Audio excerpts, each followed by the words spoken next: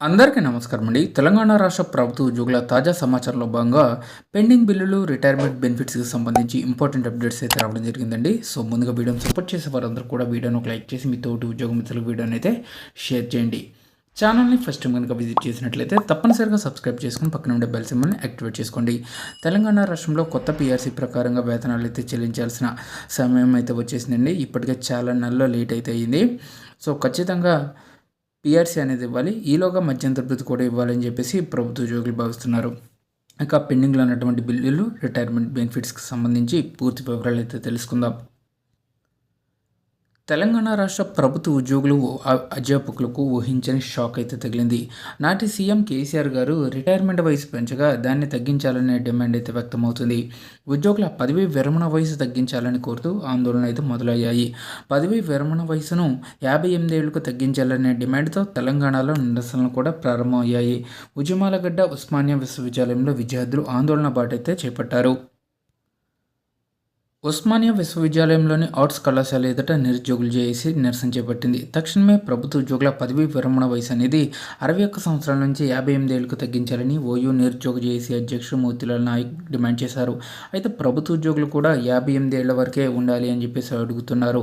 So, నాటి government అయితే retirement ఏజ్ను ఎందుకు పెంచింది అంటే వారి యొక్క రిటైర్మెంట్ బెనిఫిట్స్ చెల్లించాలి అంటే అప్పట్లో రాష్ట్ర ప్రభుత్వం దగ్గర ఆర్థికంగా నిధులైతే లేవు.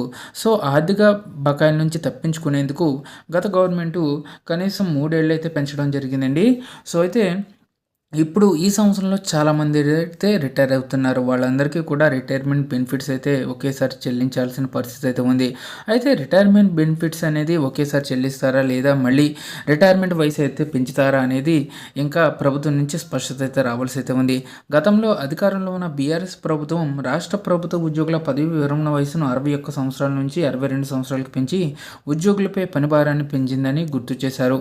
ఇక ప్రస్తుతం అధికారంలో ఉన్న కాంగ్రెస్ ప్రభుత్వం ఉద్యోగుల పదవి విరమణ వయసును తగ్గించి పనిభారం లేకుండా చూడాలని మోతీలాల్ నాయక్ కోరారు.